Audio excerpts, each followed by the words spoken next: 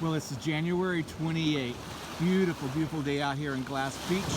This is 2019. Just got out here looking around. And there's two people out here this morning and walking along, and I just saw an amazing piece of blue just now. I'm gonna pull it out of the sand, and look at that. Wow. Well, just in the last few moments, I found this one little spot down on the beach about a half a mile down and just dug all of these wonderful pieces of sea glass out of the gravel.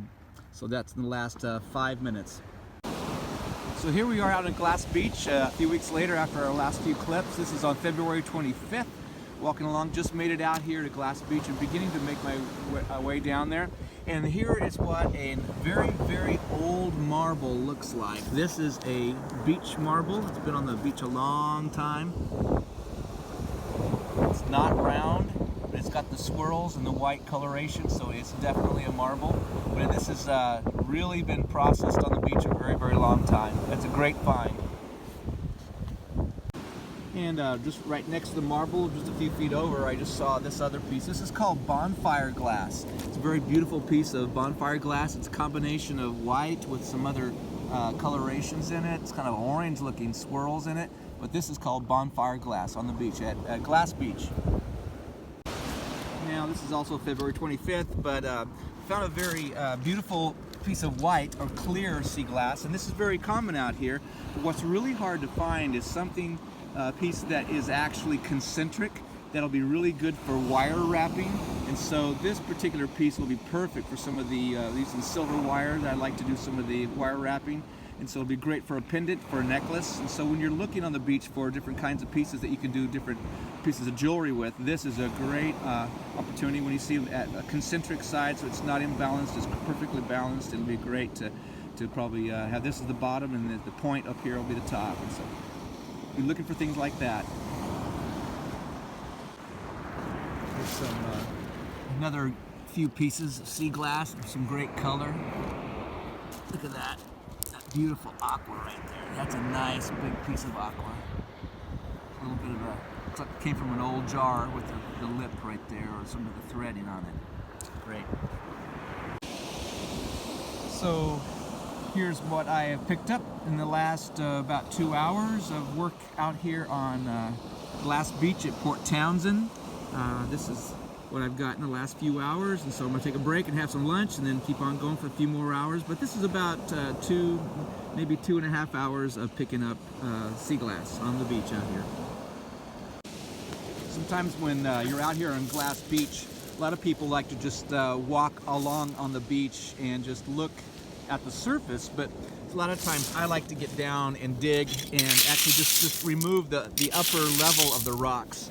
And I find lots of a bit larger pieces. And some of these gravel beds that have larger rocks, you'll find the larger pieces of sea glass. But right here on the surface sometimes, you'll find some good pieces. Here's a really nice piece of pottery, sea pottery.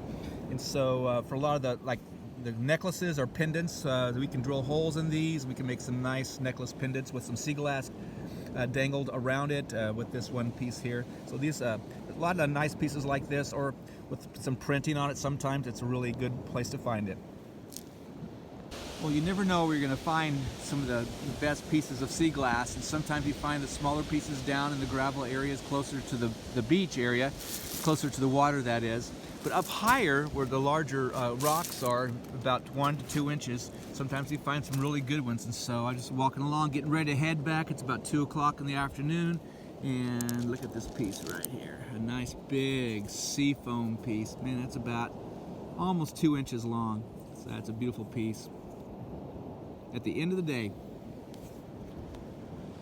So here's almost everything in my pocket that I collected after lunch today. And so it's a good collection of some good sea foams and white ones, and some very large green ones, and some light blues, and a little bit of pottery. So this was a collection just from about 12:30 till about 2 o'clock, a little bit after 2. And so you can get a lot of sea glass out here at Glass Beach in Port Townsend.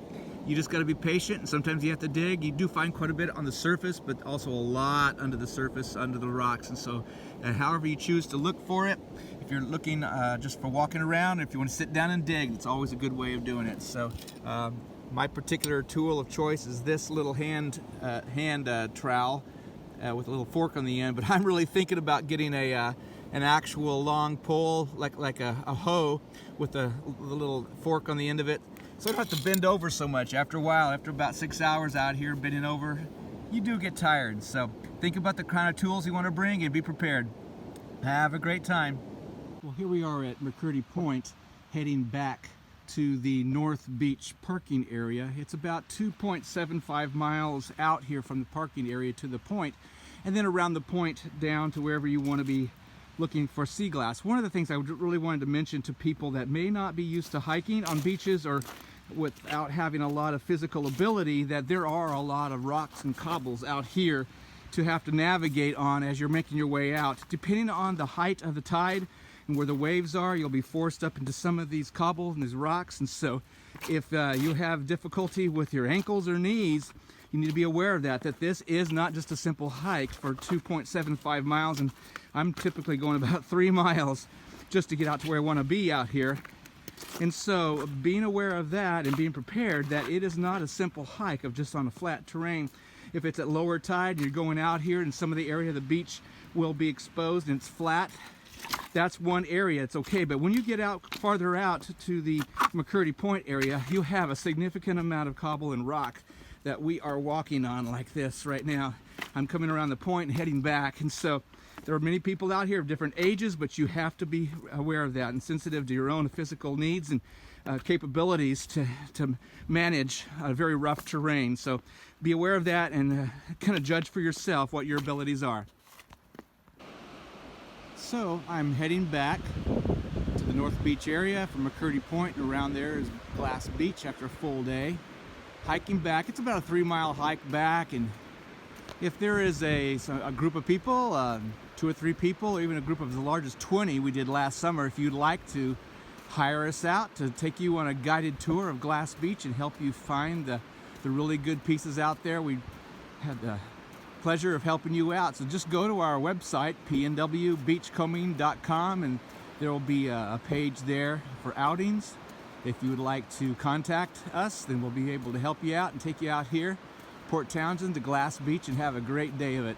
We'll help you find the pieces, help you locate them, identify the different kinds of pieces. Sometimes they're hard to see if they're darker, or where to look and how to dig in the certain locations on the beach. So contact us, we'd love to help you out.